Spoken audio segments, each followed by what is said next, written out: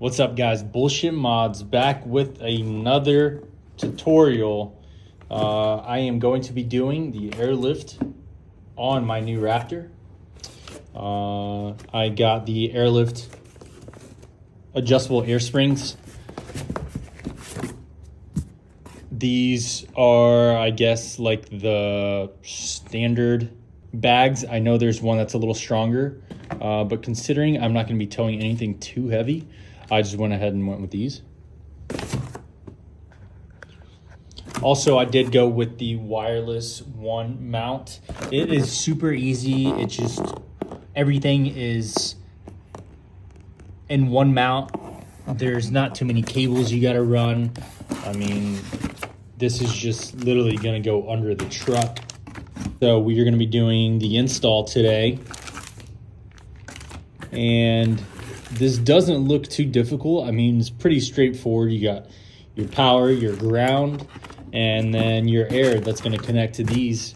I've watched a couple of videos, but there are none that show you how to do it on a Gen 3 Raptor. So I guess technically for anybody looking to install this in your truck, well, here's your video. We got to jack the truck up because on the instructions, it says we need to completely pull the springs out, and here at Bullshit Mods, we are not going to do that. So I'm going to show you a way to get these in without pulling your springs off. It's completely unnecessary. So you already know this jack is Bullshit Mods approved, so we don't want no accidents. Let's just slide it over a little bit.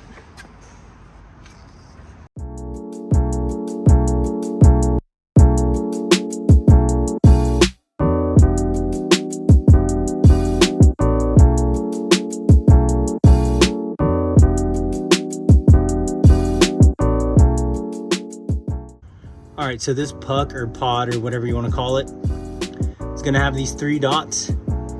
You're gonna want to line them up with these right here. So for the passenger side, it's gonna be tucked in just like that.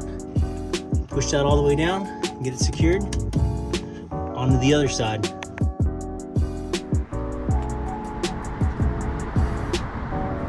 Oh, looks like this side's a little tighter.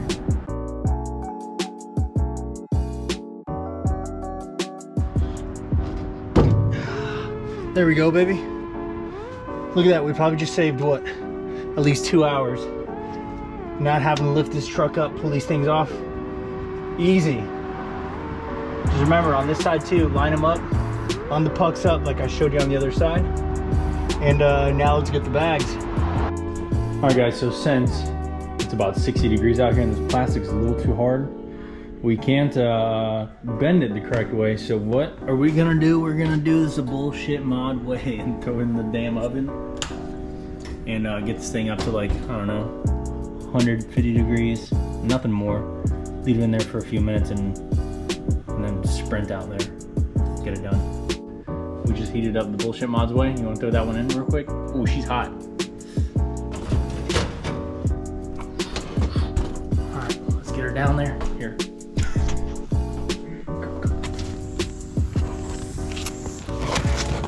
Oh, she's super bendable now. Nice. Oh, yeah.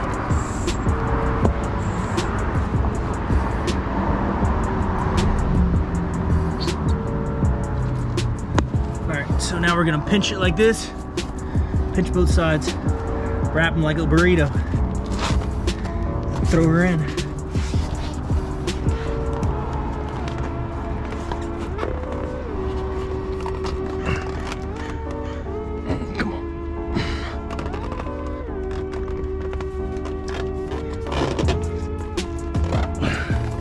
Just like that, she's in.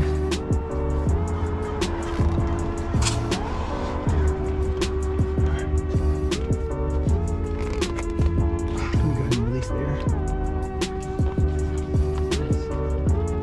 There she goes.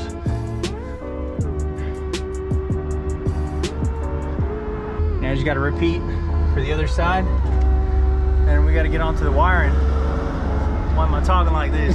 All right, so these nuts do have that little rubber seal on the very end of them, but You can never be too sure, so I'm gonna put a little Loctite. This is some blue. I'm gonna put it on the bolt before we get it in there.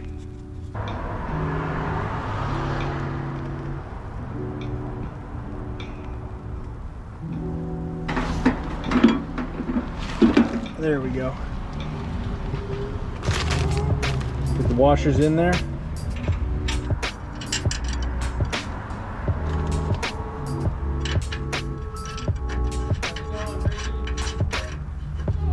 All right.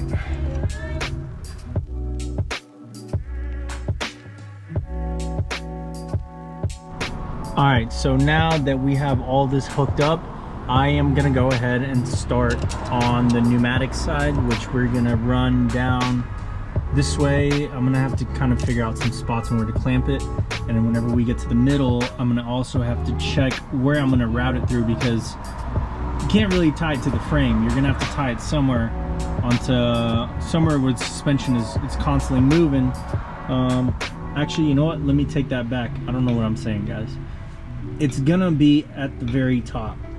So as long as there's some slack on the top, if the airbags are compressing or expanding, whether they're at the bottom or the top, that's all the room you need. So let's go ahead and get started here. When we finish running the line up through here, I just kind of tucked it into some little spots.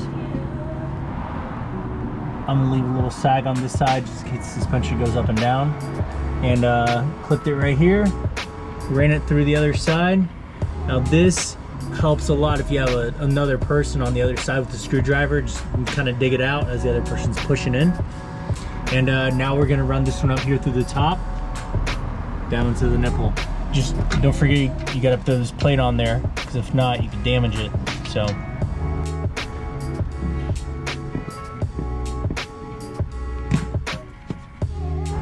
All right, so the line that you use to go to your compressor is going to be a lot harder than the other line that they give you. I thought you could use it all, but this one's a little softer, and you're going to need a softer line to get into that little mount that goes into the airbag.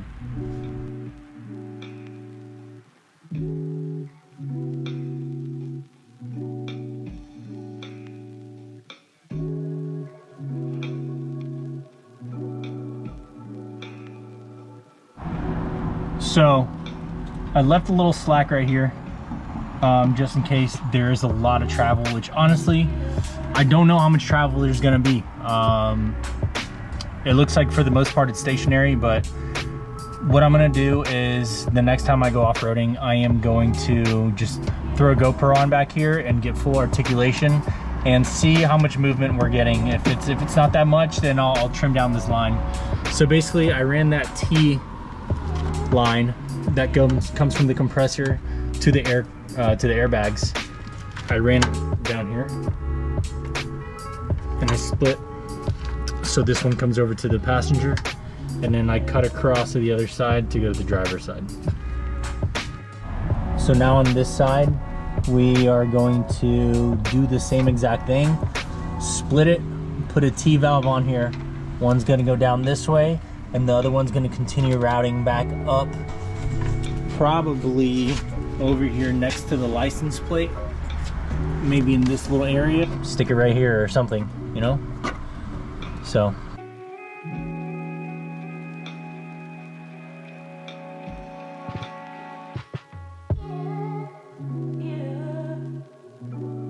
Quick little update.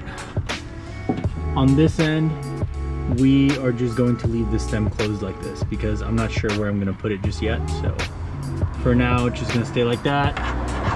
Just going to keep it tucked under there. And there's plenty of room for this to travel down. All that stuff is done. So now over to electrical, which again should be really easy. We don't have to put any wires inside the cabin. It's all going to be outside. It's going to be wired directly to the battery.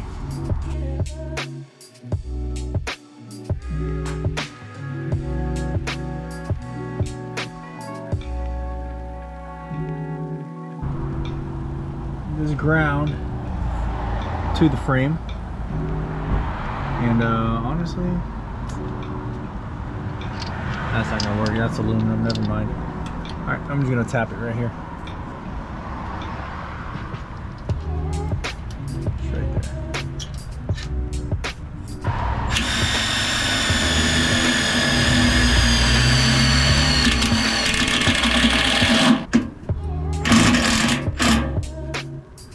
All right, well, you know how the rest goes. Just gotta clean this up. 15.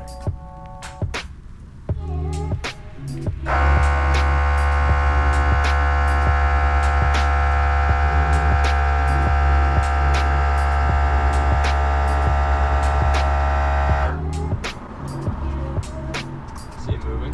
Yeah. Check the other side. All right, so this side's good. Other side.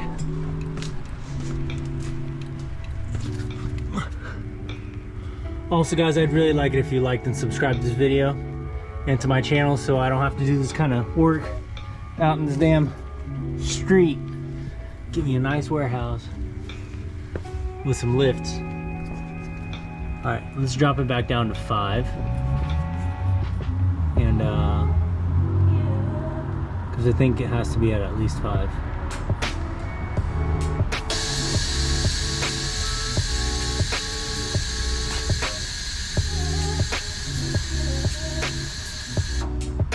Cool. All right, guys. Well,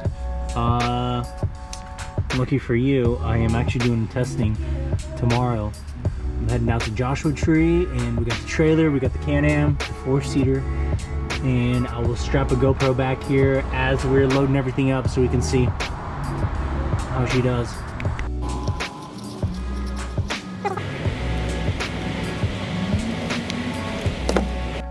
All right, so we had to cut the video short yesterday, of course, but we got the Can-Am loaded up.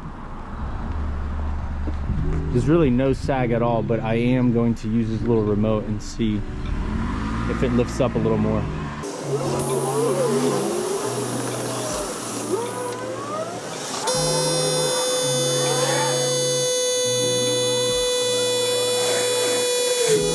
Okay, so one thing I'm going to say, if you are going to get these, which really I highly recommend if you're towing, if you're doing any overlanding, you constantly carry a lot of weight, I noticed a massive difference with towing.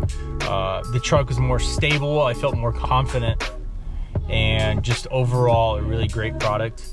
If you are going to get these, fill them up before you put your load on, because you're not going to get you know, length expansion, you're going to get width expansion, and that is going to kind of keep the springs in place.